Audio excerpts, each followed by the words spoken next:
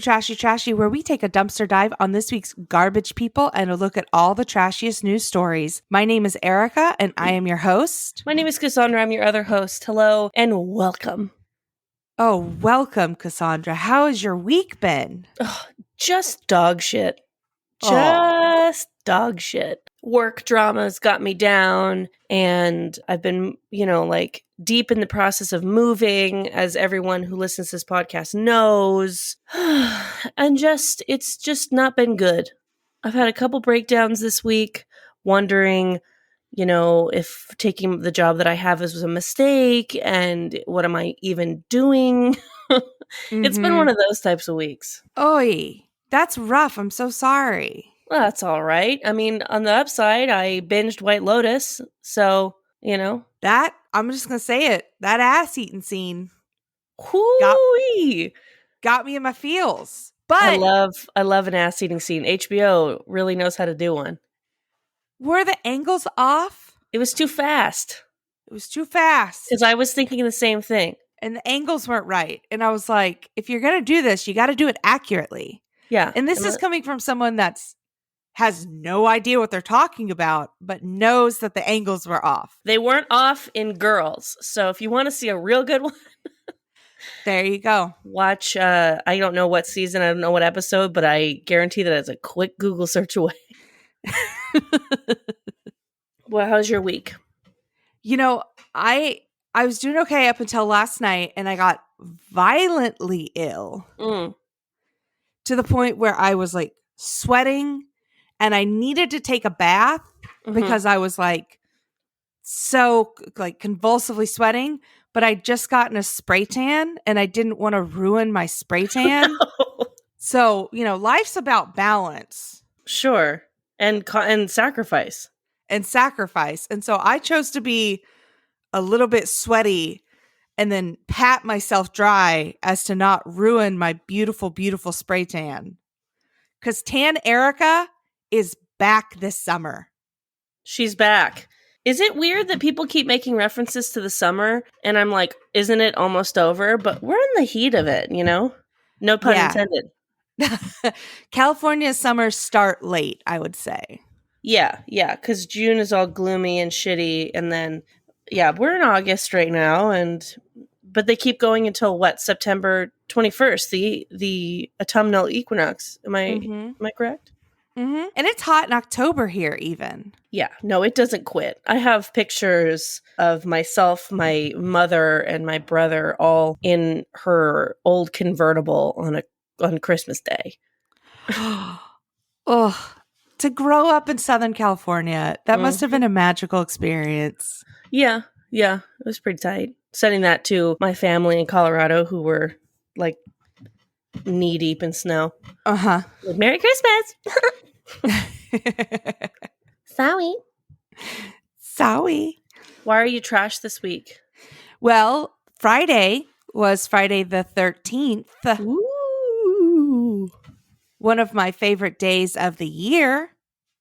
We're guaranteed one a year, and then some years have up to 3 Friday the 13th. What a thrill.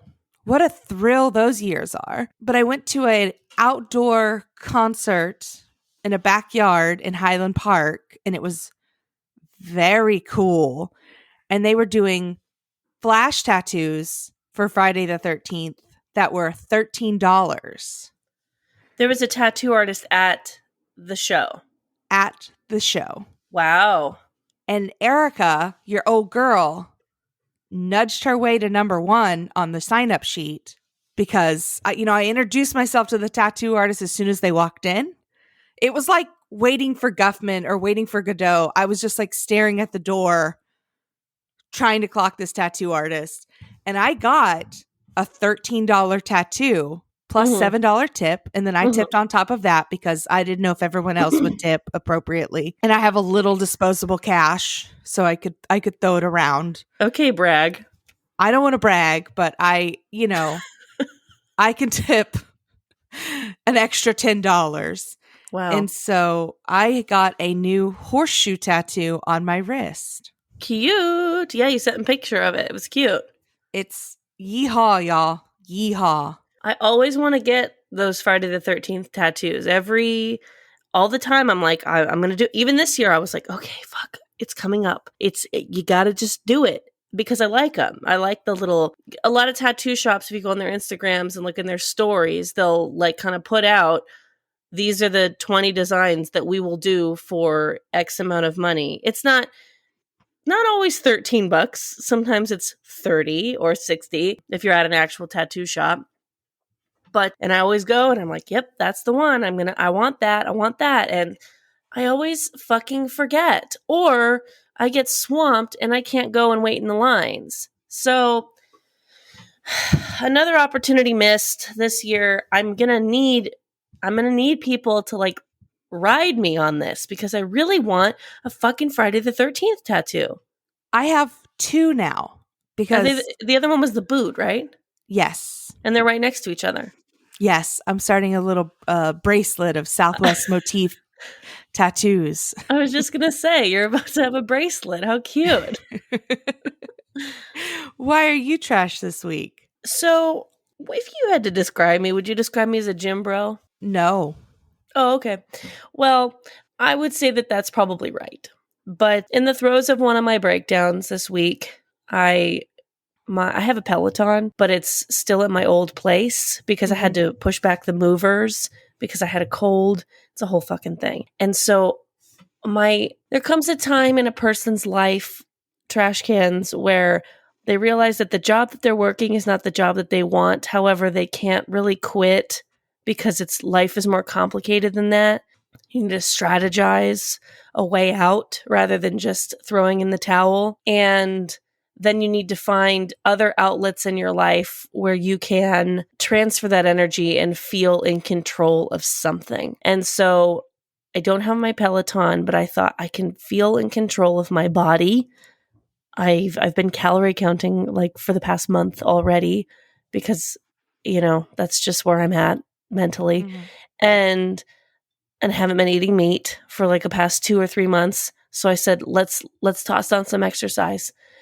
But I don't have my Peloton and I want to lift heavy. I was feeling rage with my job. I wanted to lift heavy shit. Mm-hmm. So was I going to get a gym membership? No. What I ended up doing is something a little bit cheaper, but far more intrusive on my own home. My partner and I went to Costco and I purchased a weight set from Costco that I thought would be like minimal space, I'm like, oh, this seems right. He built it. It is taller than my hip and wider than my person. Like I have a gigantic weight set in my house now. Yeah. Do you even lift, bro? I mean, you are a gym bro now. I know. It's like I looked at it and I was like, all right, well, this impulsive decision to make yourself feel better, you better go with it because this is taking up so much fucking space and people are going to see this and they're going to go, why the fuck does Cass have that big of weights in her house? So I have to get shredded so that when people see that, they go, oh yeah, that makes sense. Cass has like, ripped arms like Madonna. Mm-hmm. So of course she has that gigantic of a weight. Like, I mean, like, oh my God, they're so big. They're so big. Yeah, you got to get jacked. Like, there's no other option. Yeah, because I've intruded my home. My trashiness and need for stability and control that I use my outlet is to spend money, which is just so fucked up, has now intruded my home in a way that feels irreversible. So I love it. I love it so much. If I get all like tough though, I could really get in fighting shape. Oh, yes. I've often wanted to get into boxing and or wrestling, and I feel like I could be a wrestler. I think you could too. And these people in the next story really could have used you. Oh yeah, from the OrlandoSentinel.com. Florida man accused of biting off a friend's ear in a wild hotel fight. Oh, Florida man. He is accused of biting off a chunk of friend's ear after the victim told him to stop dumping beer on an unconscious woman who was being pushed in a wheelbarrow. Man, not all heroes wear capes, huh? Truly, like, he's in the right. He's asking you to please stop waterboarding someone with beer, and you bite off his ear? Okay. Yeah. The attack involved 4 friends who were on vacation at a Florida Keys resort and got into a wild fight while returning to their hotel around 2:30 a.m., according to the Monroe County Sheriff's Office. So the woman in the group passed out, and one of her friends, a 45-year-old James Williams, decided to place her in a wheelbarrow for some reason. Well, I mean, I suppose that's safer. It's safer than putting her in an Uber. And then as Williams was pushing her back to their Stock Island hotel room, he began pouring beer on her, insulting her. Oh, so the guy who placed her in the wheelbarrow, he did that for his own amusement. Yeah, this wasn't an act of kindness. No. Where did he get a wheelbarrow? They're on vacation? Listen, I one time rescued a chair from a bar. What? Yeah, this bar I went to in a tiny suburb in Los Angeles had, you know, those like white lawn chairs that are like flimsy and disposable? Uh-huh. I found one right outside of a bar, probably where the bouncer was sitting. Oh, no.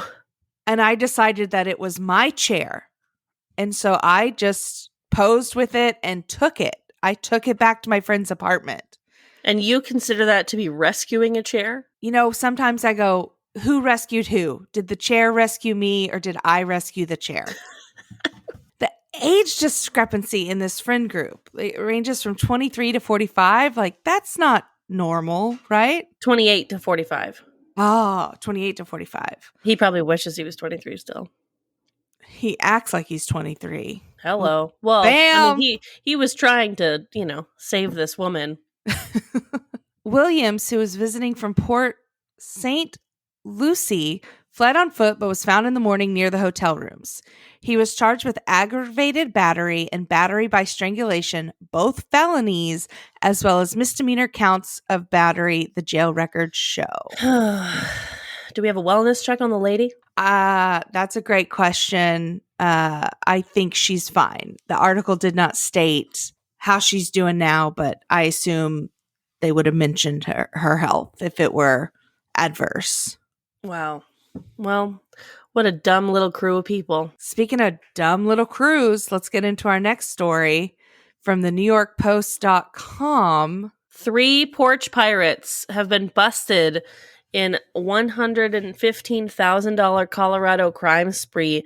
Tripped up by rainbow-colored unicorn figurines, police believe they may have left at some of the homes. This is like the dumbest bling ring.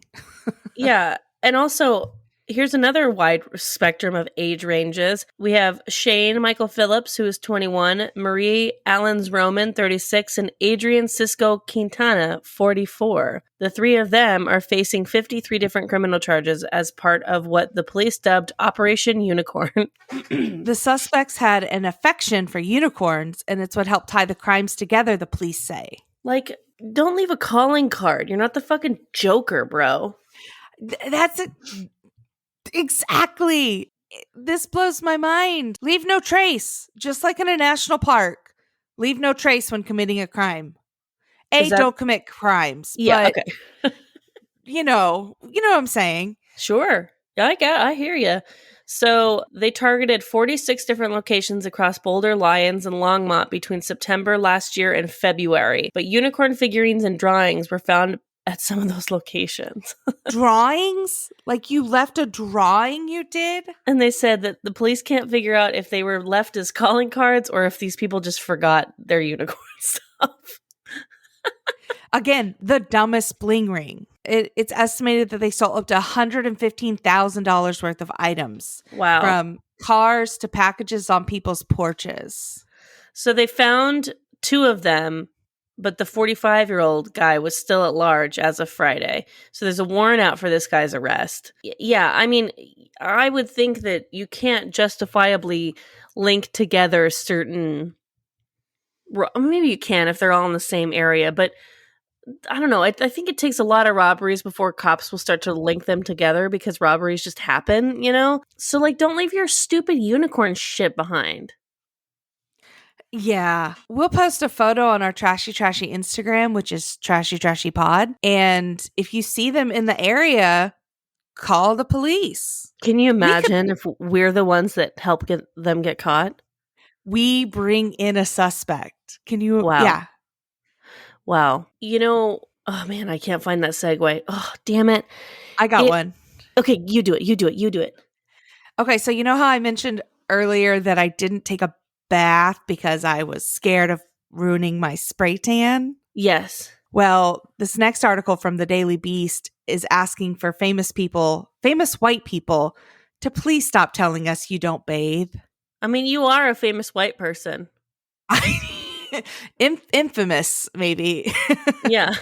So white celebrities should really stop announcing how little they bathe themselves or their children. I don't even know what this is about. Oh my God. Like, so many celebrities have recently announced that they're like, I only bathe my kids when they start to stink. Or not Tobey Maguire, but Jake Gyllenhaal. Jake Gyllenhaal's like, I don't bathe very often. Like, a lot of people are just announcing that they don't bathe for some reason, unprompted.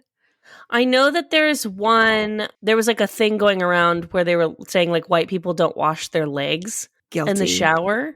Unless I'm shaving, I don't really. I mean, I just let the water and the soap rinse down. That's what everyone's saying, and people who aren't white are like, "Are you guys fucking serious?" Which we didn't know. We did because I'm like you, and I'm like, oh my God.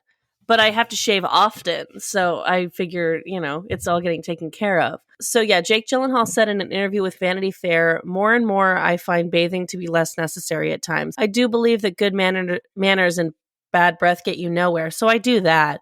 But I do also think there's a whole world of not bathing that's really helpful for skin maintenance, and we naturally clean ourselves. We're not cats, Jake. We don't naturally clean ourselves.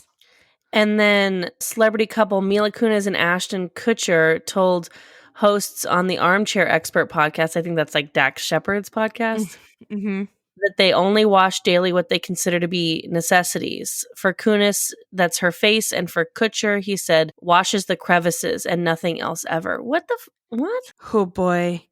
Then they added that their children to the conversation, and Kutcher said, if you can see dirt on them, clean them. Otherwise, there's no point. And then Kristen Bell came to the couple's defense on Tuesday on The View, saying that she's a big fan of waiting for the stink. Once you catch a whiff, that's biology's way of letting you know you need to clean it up. What? Here's the thing. If that's what you do, fine. But why? Why are we talking about it out loud? I'm not like some prude who can't discuss bathing. I discuss everything. But I don't know. I wouldn't share that. Is that weird? No, okay, I'm going to be honest. I don't take a bath or a shower every day. Sometimes it's, you bathe on a Monday and it's Wednesday or Thursday before you hit up the shower again. I certainly don't wash my hair No, I definitely don't wash my hair. I'll wash my hair maybe once or twice a week. I'm down to about once a week. Now, showers, those I'd like to do a little bit more often, especially now that I'm a gym rat. Yeah, because you're going to stink sooner. Yeah, but if I don't know, if I go that long without showering, totally not showering, that's usually an indication to myself that I'm feeling depressed. And guess what makes me feel better? That fucking shower. I feel 10 times better. Ding, ding, ding. It's depression calling. That's 100% me.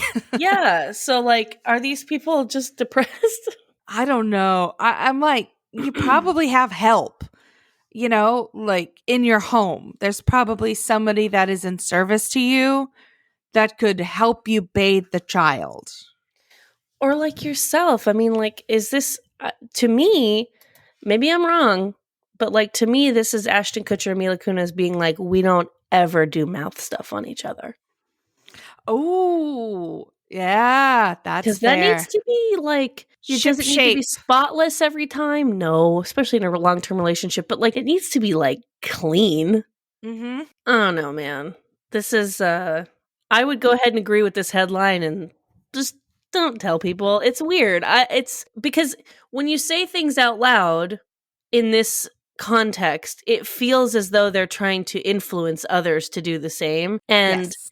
I don't totally understand what the goal. I mean, is it like because you're saving water or because you really just care about everyone's skin or I don't know. Yeah, I'm going to say I'm conserving water. I'm not having children because of the impact on the earth. I'm not vegan, so it's just kind of like canceling each other out. So I'm not Yeah, bathing to I'm conserve going the other way water. around. I'm eating a Yeah. mostly vegan diet so that I can have a baby. Yeah. Whatever works, you know?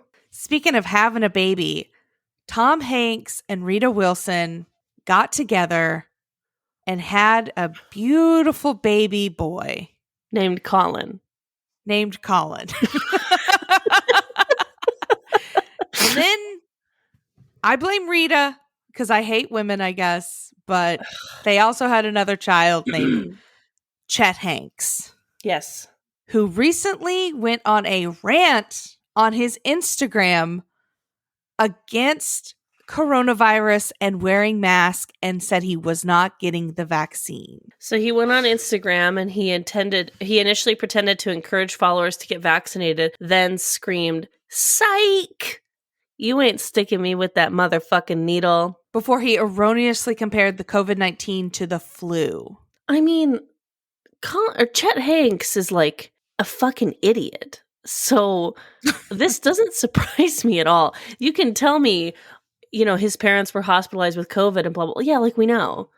Like, but he's a fucking idiot. When Tom Hanks and Rita Wilson got COVID, that's when I knew, like, oh, we're in trouble. Like, two of the most well-known, well-liked celebrities were able to get this. I was like, oh shit, like, we're going to be in this for a minute. I said, if rich people are getting it. Yeah, I mean, not to be dramatic, but I remember where I was when I found out about Tom Hanks's COVID. There's a, like, it's called, like, True Food or Real Food or some shit like that. Some, like, something food kitchen, like, vegan spot right by Largo in LA. And I was eating there alone, waiting for my friend, shout out Ashley Snyder, as usual, to show up because we were going to go to a show at Largo, which, like, in retrospect, like, that was a problem too. Mm-hmm. But the table next to me was like three very like industry-esque people, and they were like, Tom Hanks has COVID. And then I was eavesdropping because I was just like chilling by myself, and I was like, oh my God. And then, we went to the Largo show, which ended up being the last Largo show. They shut it down after that. Wow. Who was playing? It was a pretty good show, actually. It was Anthony Jeselnik, Nick Kroll, Zach Galifianakis, and Tom Segura. Oh, wow. What a lineup. It was pretty awesome. And all of them were like, are you guys fucking crazy? Yeah. But it was also like, you're watching these people like kind of, they're contemplating the same things that we all were contemplating, but they were doing on stage with jokes. It was pretty cool. And yet, like, it was also like fucked because it was like, oh my God, like once Largo shut down and everything shut down after that, I was like, whoa, that was a close one. Mm-hmm. Like we were sitting like normal, like seats. We got people on both sides of us. We were fucking center of the row. The last thing I went to was a live podcast taping, and it was for the podcast Sexy Unique Podcast, where they talk about Vanderpump Rules. And I dressed up like one of the show characters because at other podcasts that I've gone to that are about Bravo reality shows, people have dressed up right in character. And so I went and no one else was. And I felt like such a jackass. And I was there alone. And so nobody sat next to me. So I was practicing social distancing before it was cool. Wait, okay. I mean, I feel for you and I feel sad for you hearing this. However, when you say you dressed up, I mean, all these women do is dress like rich ladies. So did you really look that weird? I wore a dress that said Icon on it with tall boots and a high ponytail, like the character or the person Sheena Shea on the show. So, like, it was pretty obvious I was cosplaying as Sheena. Weird.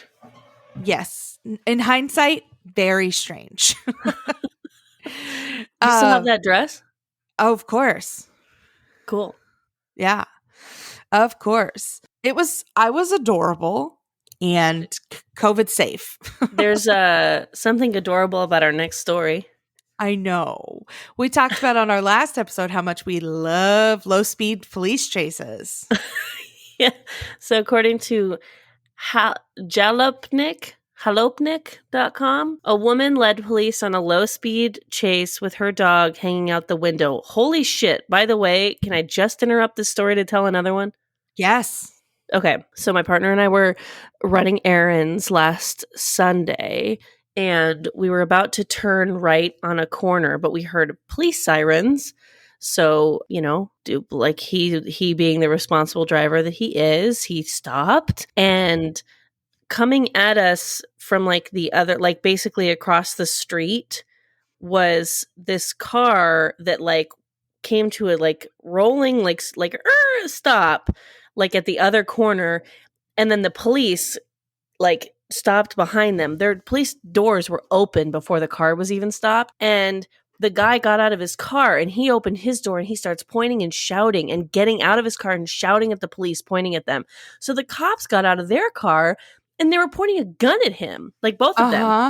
I mean, he was coming at them. This wasn't like a, egregious moment from the LAPD. Like this guy was like, coming at the cops. And that guy was positioned in such a way where those guns were also pointed at us. And so, like, not on purpose, but that was like the angle. And so I was like, we get the fuck out of here. And so, Taylor drove. It was fucking crazy. But like, it was crazy. I think I thought it was like 10 times crazier than he thought it was. But I was like, oh my God. Like, I felt like there was a gun pointed in my face. Yeah, as you should. That's terrifying. It was wild. It was wild.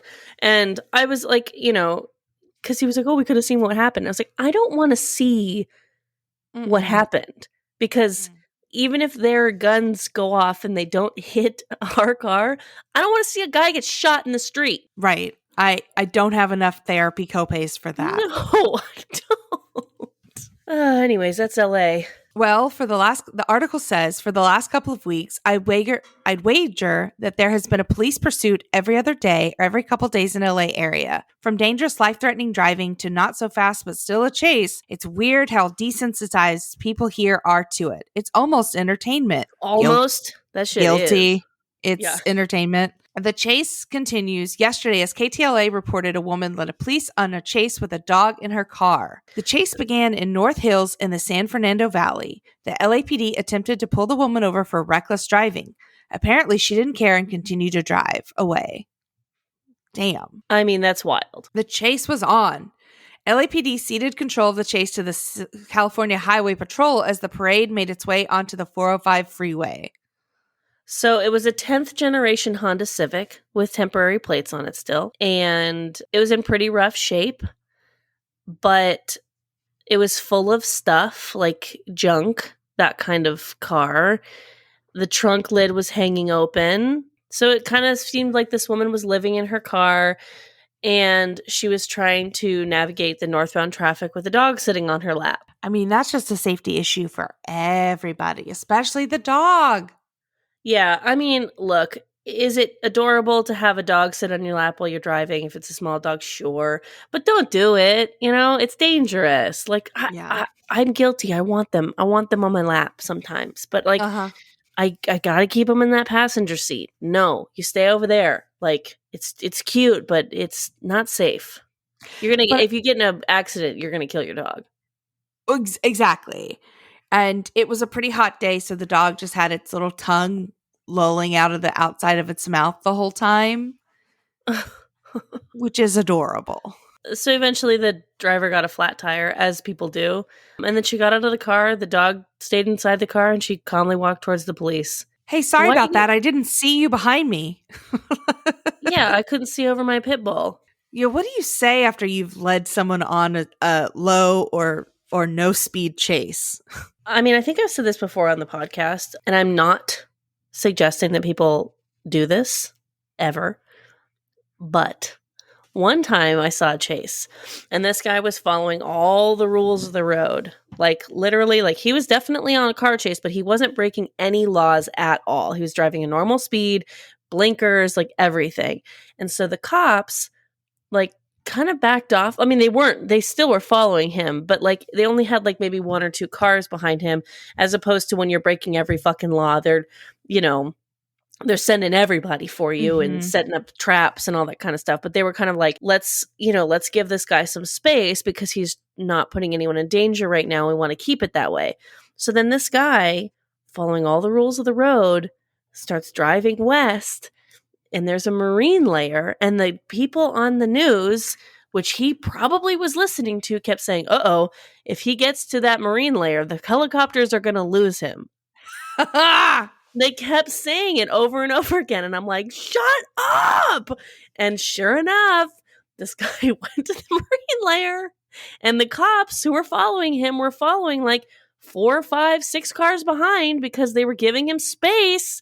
And really, the helicopter was the only thing keeping an eye on him. He I think that they found him eventually, but like he essentially got away. Thank you, Marine Layer. Yeah, you follow the rules and you catch that marine layer. But look, you don't do this at all because you can't guarantee you're going to get a marine layer every day. And you don't know if the cops, I'm just saying, I've seen it this way and it is an option, but don't do this ever. Do not do this ever. It's so dangerous. Don't do this ever. Yeah. Your problems only magnify if you try to escape them. Yeah. Speaking of magnifying, though. Oh, yeah. Let's get into our next story from ladbible.com. A man gets a 5-day erection after taking 35 Viagra pills at once. Hey, why you do that? Why? A normal father of 2, Daniel Medforth, took 35 erection-enhancing Viagra tablets to impress his mates. Then bizarrely was surprised when his boner wouldn't go away and he ended up in a hospital. Hey, I don't know how men work, but do you guys like get boners in front of each other to like impress each other? Or because it sounds so animalistic almost. Hey, look at this, Jack. Look at this big old erection that I got. Look at this big old hard on. And also, I wouldn't take 35 pills of anything. No, not Tylenol, not vitamin C. Yeah, that's too many. 5 is too many. 35? I mean, that's a whole bottle probably. It was an act of drunken madness, he said, and he did it, quote, for a laugh. For a laugh? You think it's funny to get a boner around your buddies? I mean, I don't know how men are, but like, what the fuck? Hey, trashy listeners, write in if you've ever taken Viagra to get a hard-on in front of your buddies. We'd love to know about it. And normalize this for us. We're not judging your buddies. We're not asking you to tell us if you've got ED, in your sex life. No. Just if you ever thought it would be funny to get a boner in front of your buddies, let us know because maybe this is normal. What's weird is that he eventually came clean to his wife, who hadn't noticed for 5 days that he was walking around with a massive boner. Tell me that your sex life is dead without telling me your sex life is dead. Do you even sleep in the same room, possibly? Because, like, I don't know. Oh, my goodness. And then she was just like, okay, we'll go to the hospital. Yeah. Did he not have work? He didn't have a job? He's probably working from home. What the fuck? This isn't a normal man. This is an idiot. I mean, I'm sorry. Look, you want to get a boner in front of your friends? We'll find out from your guys' emails that that's normal. But like, what's the whole thing? If it doesn't go away in 72 hours, you're supposed to freak out? I think like 6 hours you're supposed to freak out. Right, actually. Yeah, it's 6 hours. And he went 5 fucking days. Wouldn't that hurt? Well, it wasn't a permanent erection. It's just every time he brushed against it on something, it sprang into life, he says. Oh, okay. So he didn't just have a big old boner all the time. He just like was very sensitive. Uh-huh. Viagra can make you feel dizzy and sick, and it can lower blood pressure to potentially dangerous levels. So he could have just like been passing out, like he like brushed against the couch and just like passed out. This should not be taken for recreational purchases, says Dr. Nitin Shori. You should consult with a medical professional before taking Viagra to ensure its suitable treatment. Like all medication, it's extremely important to only take it as prescribed. I feel like we legally should say that. Ask your lawyer friends, but Yeah, 100%. Speaking of flash tattoos and Friday the 13th, let's get into our next story from foxcarolina.com. Lawrence, South Carolina police arrest man accused of giving tattoos in a McDonald's. Police in Lawrence say they have arrested a man giving a tattoo to someone at McDonald's in the Lawrence area. Police identified the 28-year-old Brandon Prisha of Lawrence. According to the police, Prisha is charged with illegal tattooing and underage tattooing after police learned that the person who got the tattoo was a minor. Oh man. He's going to a play place being like, who wants a tattoo? Me. I mean, I felt like all the tattoos that I've gotten have been inside of a tattoo parlor, except for the one I got Friday night, which was literally in a backyard with Well, you were the first on the list, so. I was first on the list. You think that this guy watched The Founder with Michael Keaton and was like, oh, looks like McDonald's whole thing is that they need to be really clean. So that seems like a good place to give a tattoo. I mean, it was probably more sanitary than the outdoor place where I got my tattoo. Maybe. In COVID, maybe? I don't know, dude. Like, I've been to some pretty dirty McDonald's. Yeah. Fucking broken Frosty machines. Frosties? See, that's how dirty that McDonald's is they have a Wendy's Frosty machine. Oops. Get your fast food right, girl. This is trashy, okay? Listeners, I deeply apologize. McDonald's released a statement about the alleged incident and said, in our restaurants, nothing is more important to us than safety and well-being for customers and employees. The conduct reported yesterday is not in line with the values of our organization or in line with our expectations of how our restaurants should be run. We are investigating the incident and we will take appropriate action to ensure that the restaurant is both a safe place for employees to work and for customers to enjoy. I don't totally understand why McDonald's had to release a statement about this. I mean, if some guy is just giving tattoo in your restaurant, but he was a paying customer, how would you know? How is this McDonald's fault? Yeah, I agree. Speaking of getting my fast food right, let's get into our next story from the CBC.ca. Mayor of Tillsdale, Saskatchewan, shocked after helicopter lands near Dairy Queen to pick up an ice cream cake. I think that's Tisdale, Saskatoon. Ooh. You're just making up places in Canada. Yep, let's take that one again. You need to be... Okay. Mayor of Tisdale, Saskatoon. Mayor of Tisdale... Fuck. You want me to do it? Yeah. Okay. Okay.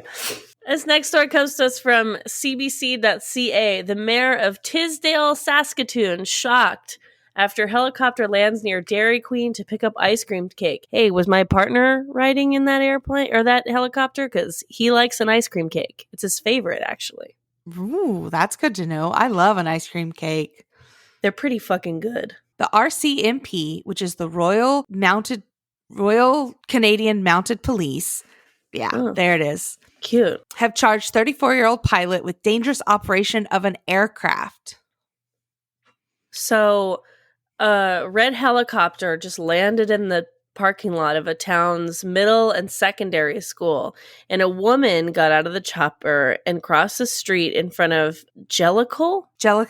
Is that that must have been the... Al Jellicoe. That's just a witness on the scene. Okay. I'm sorry. And she just went into the local dairy. Oh, it sounds like Al Jellicoe's a narc. But she just went into Dairy Queen, and he thought, well, I thought someone must be hungry. Idiot.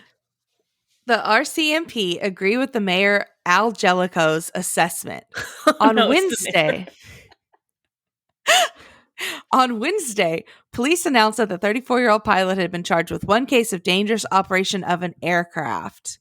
Police said a passenger walked into the restaurant and bought an ice cream cake. The mayor noted that no one was hurt. Actually, the parking lot was empty when they landed. What the hell were you doing there, Mr. Mayor?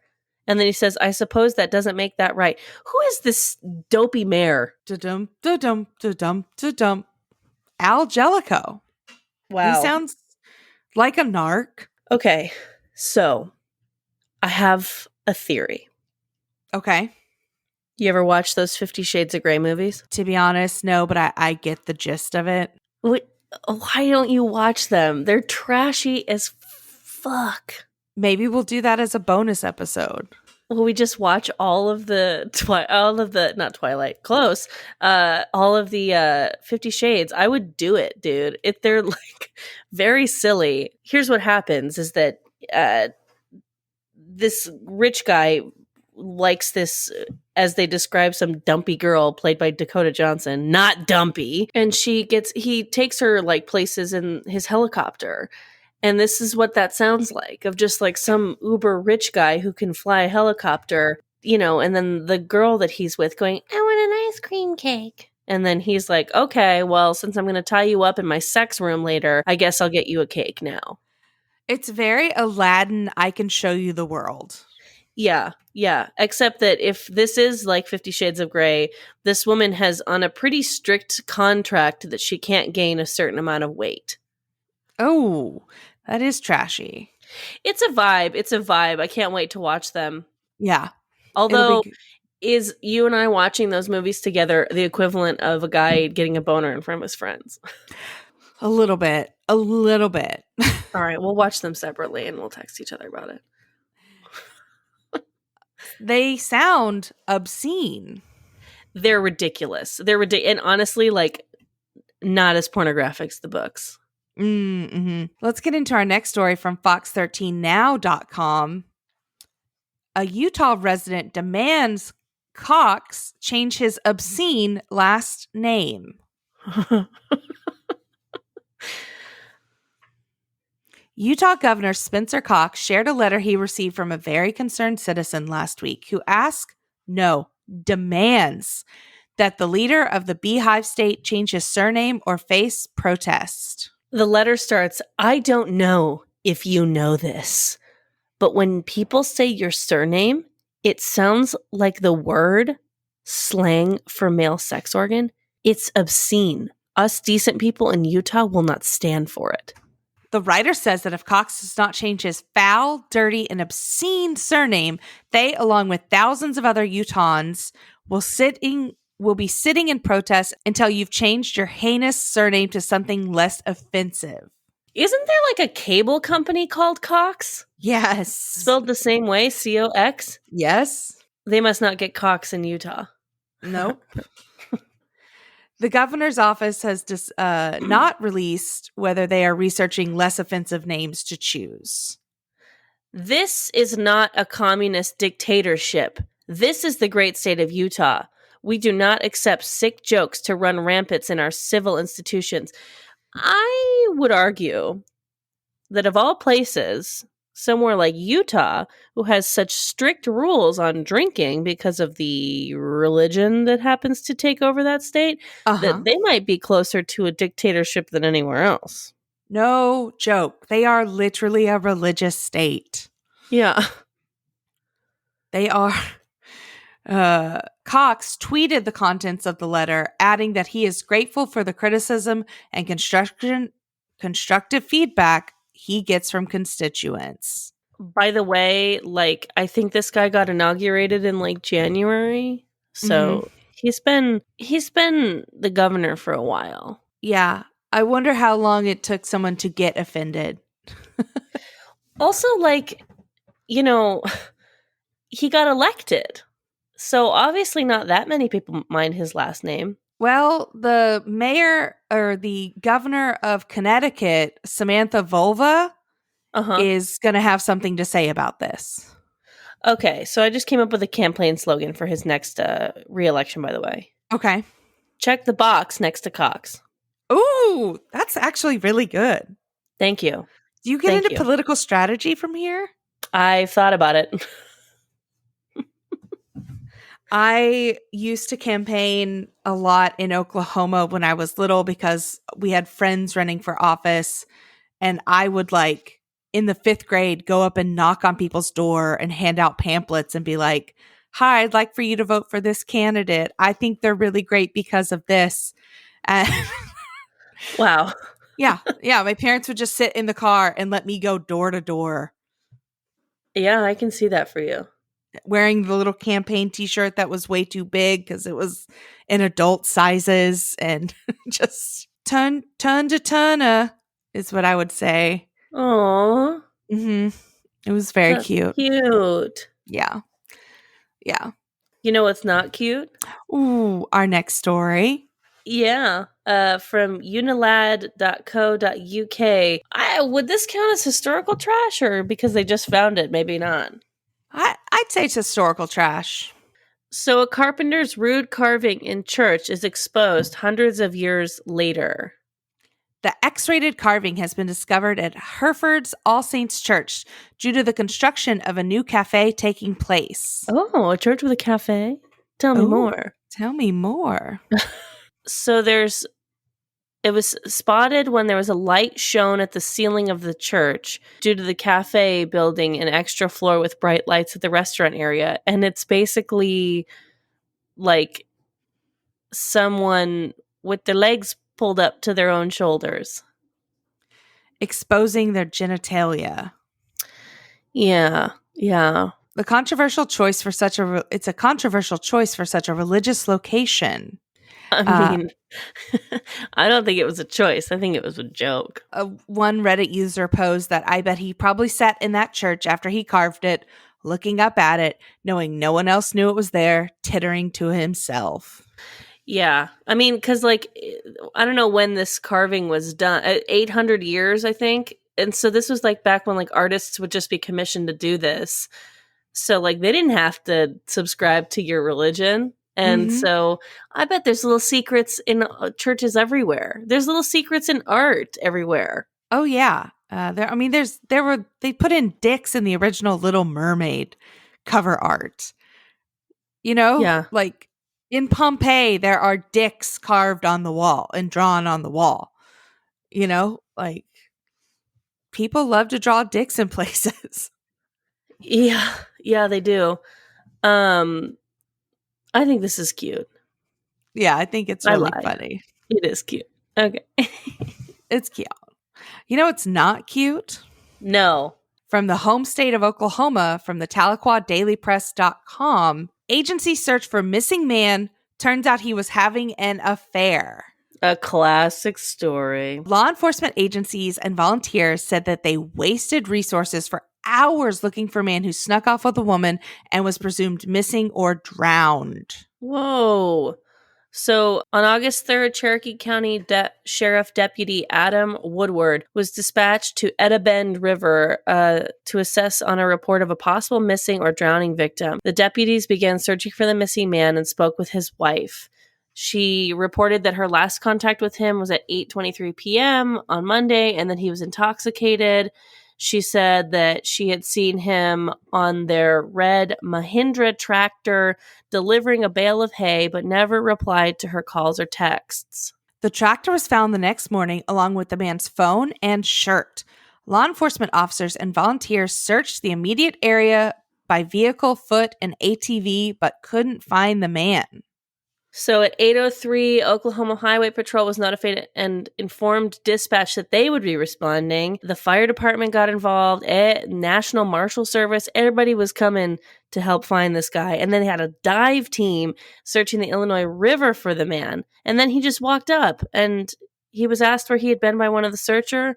And his reply was, "You should have let me go. Can't a guy slip away for a piece of pussy so his wife don't know?" Oh, God. I got like the negative chills, like the bad kind of chills. Like how Like, there, you should be honest to the police, but maybe not that honest. maybe not that honest. Yeah, 100%. Oh my God. All agencies involved in the search were left the scene and it was called off. He just didn't want his wife to know. My dude. My man, listen, answer your wife's text while you're getting the other pussy and she'll never have to know. Also, like, what a dick. She obviously cared enough about him to, like, report him missing. What a loser. What a loser. Woodward, you suck. Yeah. No, Woodward is the good guy in the story. He's part of. I don't think the they sheriff. They didn't name the unnamed cheating guy. Yeah. I don't know why we're protecting this cheater, pumpkin eater. Yeah. Hope it was worth it, bro. Hope it was worth costing all those people in Oklahoma tax money. Yeah, no joke. Ay, ay, ay. Hey, Cass, are you ready? Oh, I'm ready, girl. It's time for the dumpster fire of the week. Joy row, gamma row. All right, Erica. This one is 150% up your alley. So you're going to have to break this down for the people because I didn't know about this until yesterday when we were messaging on TikTok. Okay. So there's a BuzzFeed article entitled, "Here's Why Everyone on TikTok is Talking About Sorority Rush Right Now." And if you have been living under a rock or your algorithm hates you, like me, like Cassandra, my algorithm has been taken over by the University of Alabama, Roll Tide, the sorority recruitment right now. And what has happened is these PNMs, which is potential new members, have been documenting their outfits of the day, their OOTDs, and discussing what it took them to get ready. And you see inside the sorority houses themselves and the madness that is recruitment and or AKA rush. And some of the hashtags like Alabama Rush has more than 28 million views on TikTok right now. I have had people from other countries on my algorithm that are like, I'm a lawyer in Amsterdam and I am obsessed with Alabama Rush right now. I mean, I'm pissed off that this didn't show up in my shit. And like, I thought it was scary because the thing is that you sent me a video last night and that one was scary. And so then you were like, are you seeing the sorority rush? And I said, hell no, I don't want any more scary videos. Like, keep that out of my algorithm. And then 2 videos later, I see someone complaining that they weren't a part of the Alabama Rush algorithm until late. And I was like, what the fuck is this? And I looked through their comments and people were like, if you buy something from Shein, you'll probably get them in your algorithm. But that's not true because I've bought things from Shein recently. So I don't know how to get it. And I feel like now I'm too late. I first heard about it on Twitter and then searched up the hashtag Alabama Rush or Rush Talk. And then my algorithm flooded me with this. So, oh my God. So for an overview, sorority recruitment, let's say there's 1,000 people that want to go through recruitment and there's 10 houses of sororities. These are real people, right? These are real people. Now, some people have made parodies of them, but for the most part, it is sincerity happening on TikTok of young, predominantly white women giving you a detailed Alabama accent heavy review of her outfit for the day. And these are actual students from Alabama. Primarily incoming freshmen going to the University of Alabama. And trying to get picked up in the sorority. Yes. And this is what the sorority was like. If you want to get picked up, you need to like show us what you wear every day on TikTok. No, you're not allowed to interact with potential new members if you're already in a sorority. Except for the rush parties that you have that are organized by the Panhellenic Council. These women have just volunteered, this is what I'm wearing. And some of these videos have been viewed upward of like 600,000 times. What the fuck? A lot of similar brands came up, like Shein, Kendra Scott, David Yurman, a lot of similar brands. I legitimately heard one girl say, instead of Chanel, she said, "My earrings are Channel." Oh my God. So people are just watching these people from Alabama show off their outfits, and these people like hoping to get in houses. And so then when you say that you're invested in it, like, are they going to get picked into their houses soon?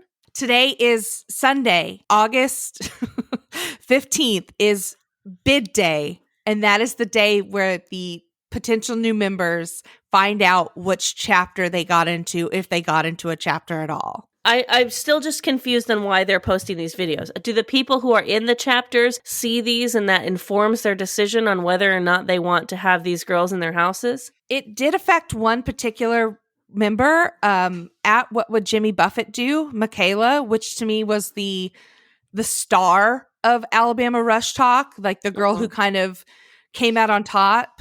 It turns out that she had a video of her underage drinking that was already posted to a site that kind of aggregates SEC and other Southern schools, like fail videos and things like that. And so she got dropped from every single house and did not get a bid. Oh no. So I think I think most of it is very innocent, very just like, I just want to show off the fancy clothes that I got for recruitment. But the lesson here that we can all take away and all learn from is that, and I learned this lesson in university, and I'm still learning it today, but like, social media does not go away. It is on your permanent record. And Right. so whatever you do in social media, like I got in trouble in university for like we weren't allowed to drink in our letters, like our sorority letters. And if you had like a Facebook album that showed you drinking, my sorority would be like, "Hey, you need to take that photo down." And it's like, "Oh, okay, so I can post every photo of me at a night drinking, just not one with an actual cup or beer in my hand." And so, I mean, thank goodness, like that did help me get jobs. Like my social media was, quote, clean for quite some time. Now I'm an adult woman and don't really care what my social media looks like. But there is a permanent record, and it is the internet. Wow. I mean, I would say that the lesson of this is that the internet really picks up on fucking weird shit. Yes. Now, Alabama Rush is the largest sorority recruitment in the nation.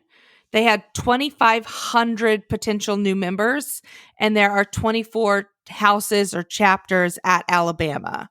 And this is just the Panhellenic Council. There are different organizations that like govern historically Black sororities and fraternities, which is Pan-Hellenic. So this is just the Panhellenic, all one word, sorority recruitment. But it is the largest rush in the nation. And every year they have reporters that try to infiltrate and go through recruitment. And like one girl had a reporter in her rush group, and she got kicked out for not being a student. Well, why do they have reporters go through? Like to do undercover work to see like if it's like fucking crazy or something?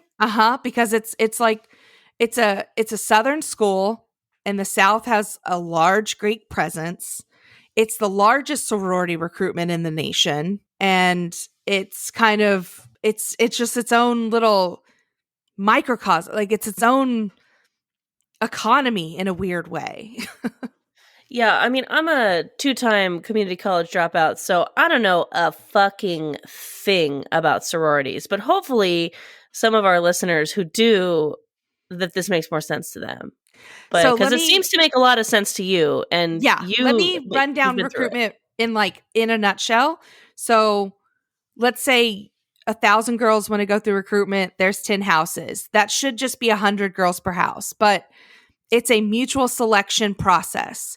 So every night the sororities rank the women that they want to invite back, and the women going through recruitment, the P&Ms, rank the sororities in the order of which they would like to go back.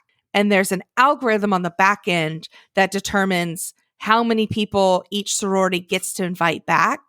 So if you are a more popular sorority, you get to invite back less people, whereas let's say a less popular sorority, you have to invite back more people in hopes that you get members. It's like the House Bunny. It's yeah. The House Bunny is like a good example. And it sounds like The Bachelor mixed with like the rules of like Uber, where you rate each other. Yes, you rate each other, and there's different rounds. And so like at the beginning, every woman goes to every chapter, and that's like an introductory round. And all of those cuts are done primarily by grades. So before you even step foot into a sorority house, most of the sororities know if they want to keep you or not based on your academics alone. So if you had less than a 3.0, you're going to get cut by most chapters in high school. And then after that, then you start lessening, as there's like philanthropy round, sisterhood round, skit night, pref night. There's different nights, and you get less and less chapters as you make a mutual selection for each other.